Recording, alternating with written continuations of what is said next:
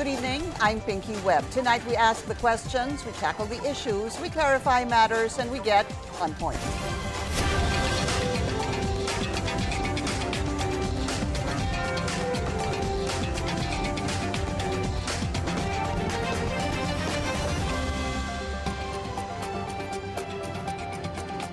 Amid revelations of anomalous flood control projects awarded to private contractors, President Bongbong Marcos is pushing for stronger oversight from local government units. He now wants LGUs to approve national government-funded projects before they are implemented in their areas. The League of Cities of the Philippines, or LCP, is backing this move, saying it is crucial in eliminating inefficiencies. Let's get on point with LCP National President and San Juan City Mayor Francis Zamora. Mayor, good to see you again. Welcome to the show. Maraming salamat po sa inyong oras. Oh, thanks for having me again, Pinky. Very important to talk about this because madami din pong nagtataka. Ano ba talaga ang participation ni Mayor, ni Vice Mayor, ni Governor, ni Vice Governor dito sa mga flood control projects? Siguro, you've been Mayor, this is your third term. Correct. What exactly is your participation in the infrastructure or nationally funded projects in San Juan?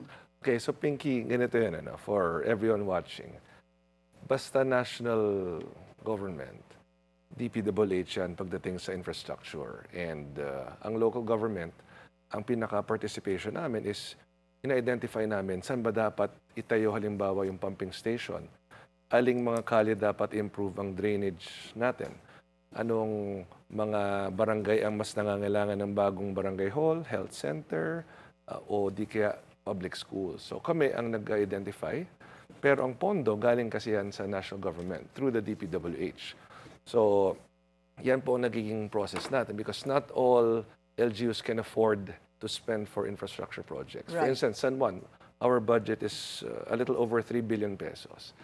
Kung gagastos kami halimbawa ng 1 billion worth for infrastructure projects, wala nang matitira for all other services of the local government. So, mahalaga talaga na meron tayong pondo from the national government. Pero nanggagaling yan sa DPWH, of course, through the General Appropriations Act ng ating national budget. When you say you are tasked to identify, for example, pumping stations, sabi niyo po. So, kanino niyo po dinadala yung request na yon para po masama sa NEP at Yes. para po masama sa GAB and then GAA? Well, lahat yan through the DPWH, no? Kasi sila naman talaga ang magpropose niyan. So, bago lumabas yung NEP, kinokulate nila ngayon yung mga pangangailangan ng mga towns and cities all over the country. Yeah. So tell us about that. Kayo ho ba, para lang so we really understand it better, kasi pagdating ng NEP, yun na po yung budget. For example, dito lang tayo sa DPWH. Sino ho nakikipag-usap sa DPWH para sabihin na kailangan po namin ng pumping station? Ikaw ba? Si Congresswoman ba? O si Senator ba? O si Governor ba?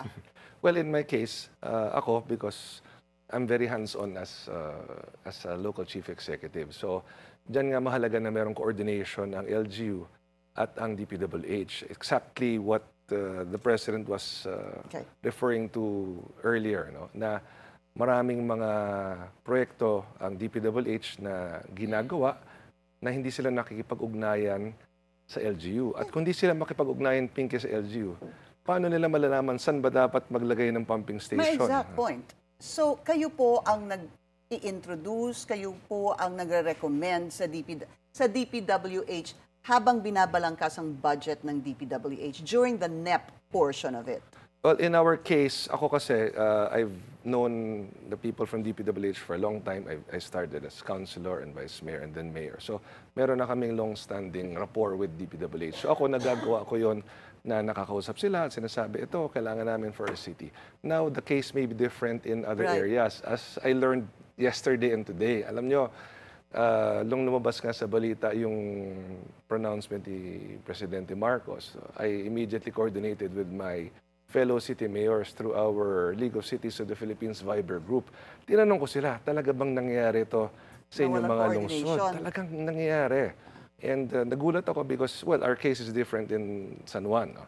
But again, in other cities, bigla na lang daw may tinatayo mga projects, hindi sila sinasabihan, hindi nagko-coordinate sa kanila. So maraming mga sentiments ng city mayors natin, which I was reading earlier, and even last night. So coming into today's interview, alam ko na talagang nangyayari. So, kumbaga, medyo kayo, swerte kayo dahil meron kayong coordination.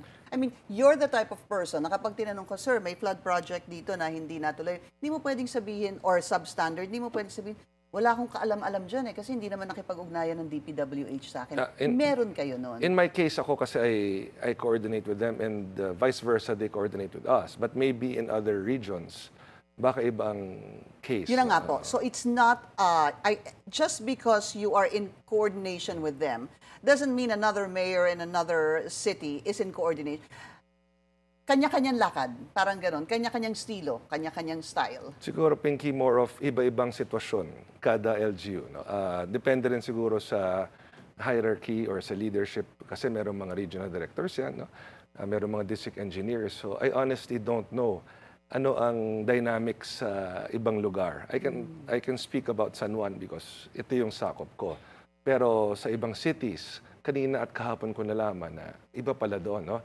At maraming ang mga sentimento yung mga city mayors natin tungkol dito. That's why when I shared to them that the President has announced that he has already given a directive that the DPWH and other national agencies must coordinate with the LGUs for approval, kinatuwa po namin yon. Kasi yun naman tama.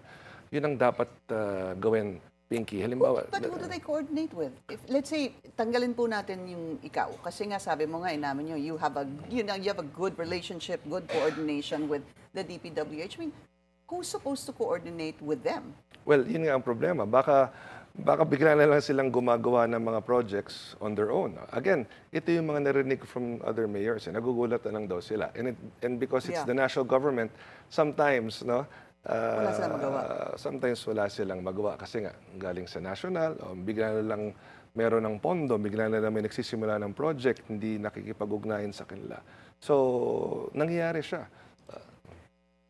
Will it make the situation a little bit more confusing if, sabihin po natin, LGUs should be consulted by the DPWH regarding national projects? I ask that, sir, because there is this perception also that the congressmen are also talking to the DPWH regarding funding for the respective districts. Maybe senators as well talking to the DPWH regarding certain funding. Wala naman silang distrito, pero syempre baka meron silang pinapaboran na area. And then now, isasama pa natin si Mayor dito sa usapan. Will it complicate the issue? Well, for me, mas mabuting si Mayor ang kasama. Kasi si Mayor nakakaalam ng terrain.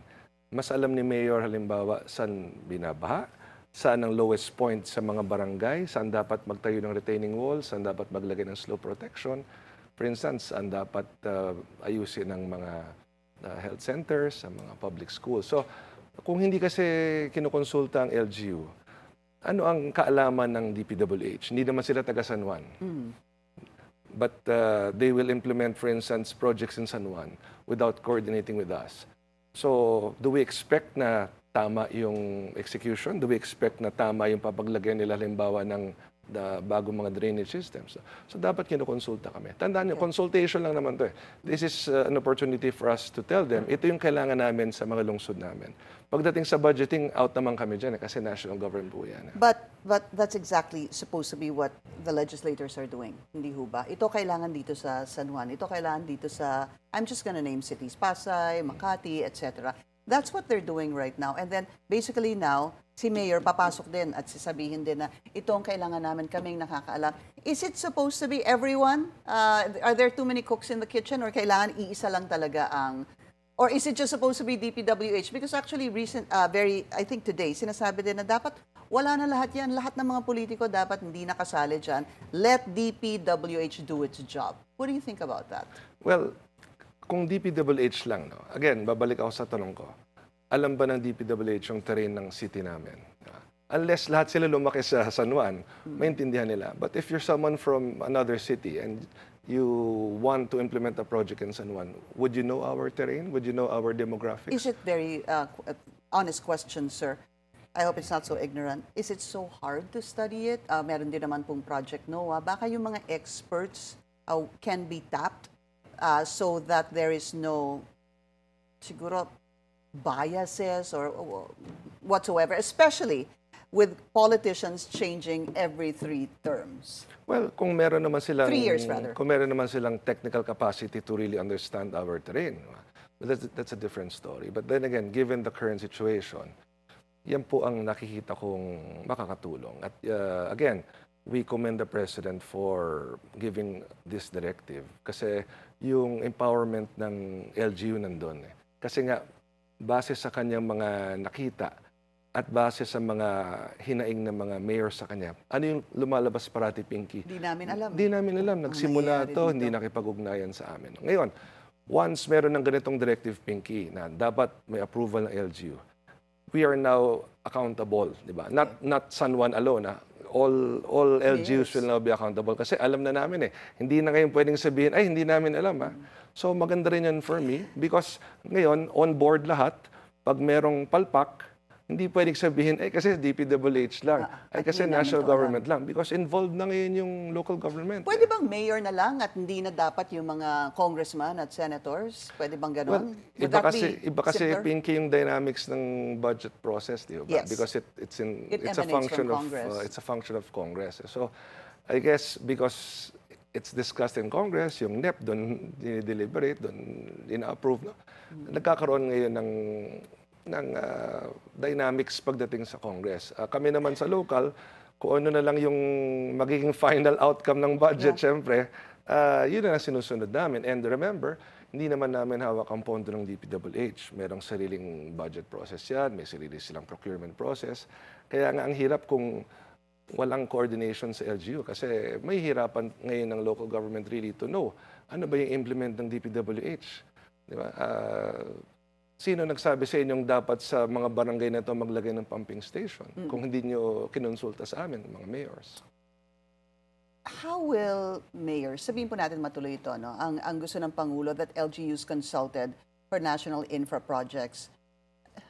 How can we be assured that mayors such as yourself will not dip their hands into these funds that are so controversial right now because now it involves or it is connected to some politicians allegedly also benefiting from this. Nandiyan na nga yung sinasabing nandiyan na yung mga congressman. Tapos isasama ko pa si mayor dito sa usapan. How can we be assured na kayo na lang po, gagawin ko example, hindi kayo pipili ng contractor, hindi kayo hihingi doon sa contractor, etc., sir? Yung procurement process o bidding yan, DPWH yan, hindi yan sa LGU ginagawa. No? Iba yung locally funded procurement, yan ang bidding yan sa city government. Sa Bids and Awards Committee. But when it comes to DPWH, meron silang sariling procurement process. So, out ang local government dyan. No? Ano ang dapat involvement namin really is to ensure na yung gagawin ng national government sa cities namin, tama, hindi substandard, nilagay niyo yan sa lugar na dapat talaga paglagyan. Kasi ang daling sabihin, sagawa tayo ng project. Pero ang tanong, kailangan ba namin yung project na yan? Kailangan ba ng lungsod namin yan? Kailangan ba ng barangay namin yan? Yung papaglagay nyo na slope protection, yan ba talaga ang binabaha dun sa low-lying barangays namin? Bakit kailangan dun sa pinakamababang bahagi ng barangay na ito? No? So kung hindi sila magko-coordinate, Pinky, magiging, okay, meron ng project, pero hindi naman yan yung kailangan namin. But it doesn't answer the question, Mayor, na how can we be assured that some mayor will not dip their hands into these projects? Why? Because even if you tell me that, nasa DPWH naman ang proseso ng pag-award niyan, etc., ganun din naman ho ba sa Kongreso, di ba, sa Senado? DPWH din naman ho talaga yung nag-a-award, di ba? Sila din naman din po talaga yung nagpapabid, di ba? And yet there is this talk that maraming mga yumayaman or may mga politiko na konektado sa mga ganito. So it doesn't give me hindi siya hindi ka kontento Hindi ka makontento na sabihin mo sa akin na DPWH naman ang gagawa nitong ano na to Well, you know what I mean, sir? Remember, Pinky, kami naman i-evaluate tayo ng tao. Meaning, after 3 years, every 3 years, dumadaan tayo sa proseso ng halalan. Kapag nakita ninyo ang mayor ninyo nanakaw, pag nakita niyo ang mayor ninyo hindi maayos ang implementation ng projects, huwag niyo boto. Ganyan lang kasimple. Meron naman kaming judgment every 3 years. No? At again, makikita mo naman yung halimbawa na talagang sabi mo, ito, may nakalaan na proyekto, nagawa ba talaga yung project na yan? Remember, meron namang nakalagay na amount, may nakalagay na scope of work, ano dapat matapos. For instance, if I may share with you, Pinky. Please. Ito, kaka-launch lang namin ng aming makabagong San Juan National Government Center. Yan ang first one-stop shop ng National Government Services sa buong Pilipinas. Nandyan ngayon yung bagong Pilipinas eGov PH Service Hub. Go to it. Look at it. See how nice it is. Pag meron kang kanyang nationally funded project at magandang-maganda siya at walang masasabi ang tao, yan ang gusto natin. Because remember, kami rin naman ang haharap uli sa tao at masasabi natin, ito, nagkaroon ng national government funded project sa San Juan. Ito ang resulta, napapakinabangan ng marami, maganda siya. It's up to the people to judge substandard ba yan? Mukha bang binawasan ng pondo niyan? Or talaga bang pagsabihin natin ito yung halaga, mukha bang yan talaga yung halaga? No? So, it will really depend on the mayor also, kung maayos siya, kung honest siya, kung transparent siya, accountable siya. So, again, case-to-case basis din talaga, Pinky. No? So, depende rin yan sa klase ng mayor na meron sa lungsod natin. Diretsuhin ko na, sir. How can we be assured that a mayor ay hindi makikiparte? Gano'n na lang po. Di ba? Doon sa... you're right, sir. You know, every 3 years, you have that... the electorate has the right to vote for another candidate, especially if they're unhappy with the current one. But it still does not answer the question. How can we be assured that walang kahit na 1% o 0.5% na mapupunta sa mga LGU? Well, again, ako, for me, if you ask me, ako, wala akong natatanggap sa ganyan. Okay? Kaya kong sabihin yan. Ngayon, yung mga mayors po ninyo, yung mga nanonood, no? Kayo rin naman makakaalam sa pagkatao nila. All right. We just need to take a very short break. We'll continue our discussion with San Juan City Mayor Francis Zamora. When we return, stay tuned. This is On Point.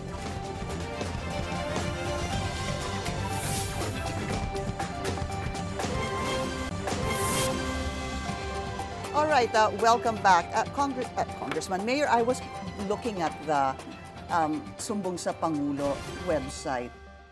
Nakasulat ho kasi dito, hinanap ko yung San Juan City. So sa San Juan City, I don't know if you check this yourself out, kasi syempre more kay, ito nga, pwede namang tingnan mo din, kasi mayor naman po kayo. From 2022 to 2024, there's about 12 projects. I added it myself. Again, I could be wrong, amounting to about 720 million pesos. First of all, are you happy with the flood control projects in San Juan? Okay, yung mga flood control projects natin, Pinky, meron tayong pumping stations, meron tayong drainage improvement, meron tayong slope protection or yung pag-set up ng mga retaining wall. No? So, yan ang pangkaraniwang mga flood control projects natin sa San Juan. Right? And how's it been, so especially during July, after the 3 storms and Habagat? Yung pumping stations natin, 100% operational. Okay. Yan, I check myself because every time merong hindi gagana dyan, problema yan. Kasi nagpa-pump out ng water yan back sa palabas ng ilog. No? So, mahirap talaga pag merong sirang pumping station. So yan, 100% operational ating pumping stations. Ang ating slow protection, hindi lang natatapos pa lahat. Because again, merong phase 1, phase 2, phase 3 ng funding. No? Hindi naman kasi isang bagsakan, Pinky, ang funding yan. So minsan talaga maghihintay ka ng napakatagal because ihintayin mo na naman yung national budget for the next year, and 2 years from now, and 3 years from now, para lang minsan makatapos ng isang mahabang slow protection. Pagdating naman ng drainage improvement, yan tuloy-tuloy naman natin pong in-upgrade ang mga drainage systems natin. So saan tayo nagkakaproblema? Pag overflow ng San Juan River, pag overflow ng mga creeks natin, ano ang dahilan? Isa po dyan ay yung basura. Yeah. So, if you saw our inspection last week with Chairman Don Ortiz, yung San Juan River, which if I may share, no? Ang San Juan River po ay 9.8 kilometers ang haba. Ang part ng San Juan dyan ay 2 kilometers lamang. So, hindi ho yan lahat basura ng San Juan. Yan po ay Inanod na. Inaanod papunta sa amin. Unfortunately, ang San Juan ay downstream. So, we really have to catch the garbage coming from upstream. That's why the MMDA has set up trash traps in the Lambingan Bridge area. So, dyan sinasalo, dyan kinokolekt. No? So, isa po sa napakalaking problema natin, ang Grabe yung basura. basura. Pinky, kahit anong improvement natin ng drainage True. natin, kung ang laman ng ating mga kanal, kung ang laman ng ating mga ilog at creek ay basura, magbabaha rin talaga. Yeah, and very important that you say that, Mayor, because that's something that lahat po tayo, we have to also do our part in throwing garbage doon sa dapat na pagtapunan. Kahit na yung pinakamaliliit, huwag yung isipin na dahil maliit lang yan, pwede ko itapon. But babalikan ko lang po ito. So, you said no problem with the flood control projects in San Juan and you're quite happy with it. Just some quick questions here. I was reviewing it.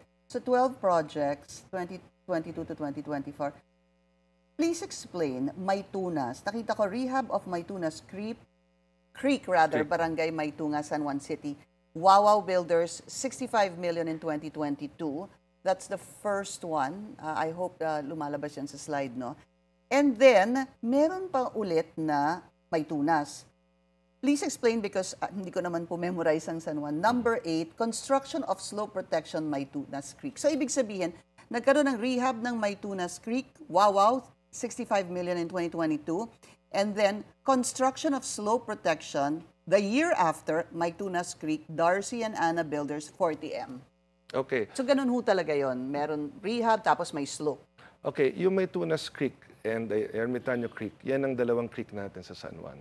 And just like San Juan River, hindi ibig sabihin isang barangay lang yan. No? So, it traverses through different barangays because meron tayong San Juan River na dinadaanan po niya ng napakaraming barangay. Ganon din ang dalawang creek na yan, ang Maytunas Creek at ang Ermitaño Creek. So, pag meron kayong nakikita dyan, it doesn't mean that's the same area. Yeah. So, It parang dito yung phases. Continuation po yan, yes. For instance, phase 1, phase 2, phase 3. At unfortunately, since hindi isang bagsakan ng funding, kadalasan, dahil hindi pa nga tapos, naghihintay tayo ngayon ng next funding cycle, such as what we are experiencing now in Baraswain, no? Dito sa Little Baguio.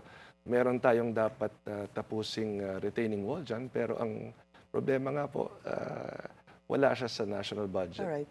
So kailangan natin maghintay na naman for the next budget season. Budget so you don't have okay po kayo dito sa rehab ng Maytunas Creek and construction of slope protection in this part of Maytunas? Lahat po ng flood control projects ng San Juan ay nagawa ng maayos. Alright. Okay. Wala pong ghost projects dyan. I can categorically... Wala magre-report dun sa sumbong ng Pangulo. I can categorically say na walang ghost projects dyan. Okay.